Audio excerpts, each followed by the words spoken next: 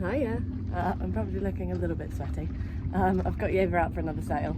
I was at the computer this morning doing admin and emails and all the sort of permit applications that we need for the areas we're going to be navigating through in the Arctic, and then by lunchtime I'd sent all of those off and the sun was out and there was a hint of a breeze, so I've got Yeva out for a bit of sail and we're going to head over to the Hamble river where she's going to spend the next week having all of her equipment updated. So it took a while to get the sails up. At the moment there's a couple of issues with the boat that we're resolving over the next sort of 2 weeks that just make it quite hard to handle alone. So she hasn't currently got a functioning autopilot, so with the main sail you can't put it up from inside the cockpit. So normally you'd put on your autopilot and you know, you'd pop it right under engine into wind or whatever, and you'd go and get the mainsail up and then go back and do the other sails. Because there is no autopilot, it's sort of running up and down the deck multiple times, from getting a bit of the sail up, coming back and steering, getting a bit more of the sail up.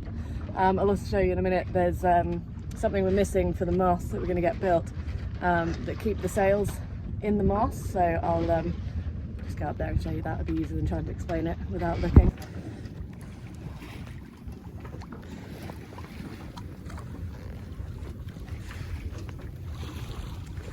So where the sail leads up the mast, it gets pulled up on these sort of sliders and they feed into the mast here.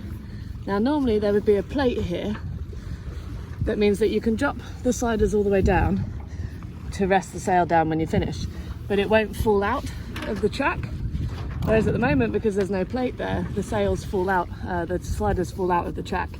So every time you put the sail up, you have to feed each one of these individually back into that gap, which makes it quite hard work to be doing alone.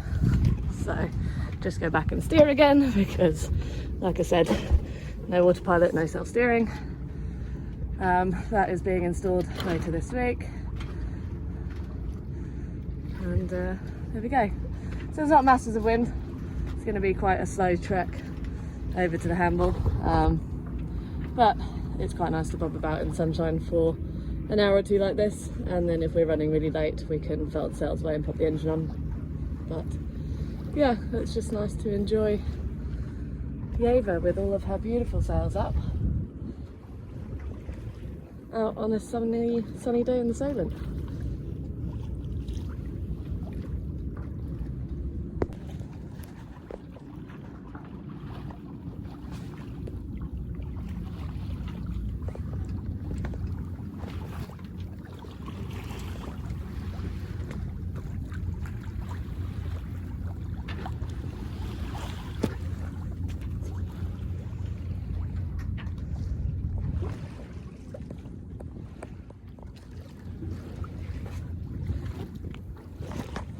Right, so the sailing bit was slightly short-lived.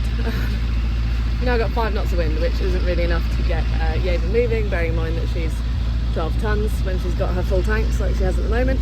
So I've popped the engine on and heading towards central Solent, hoping there might be a bit more of a breeze to catch a little bit further along, maybe out of the shadow of the Isle of Wight, but it's looking slightly doubtful at the moment. But we've got to get to the Hamble so that we can get the work done, so we can't be out here going backwards on the tide all day.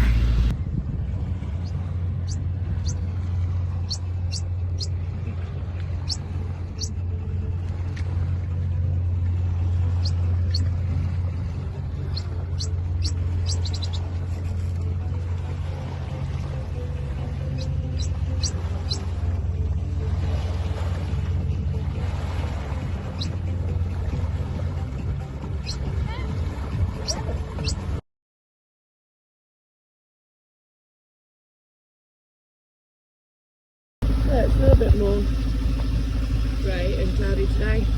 Just taking Yeva a bit further up the River Hamble over to Universal, where she's going to get lifted, spend 2 days out of the water and then back in the water on Thursday, all going to plan.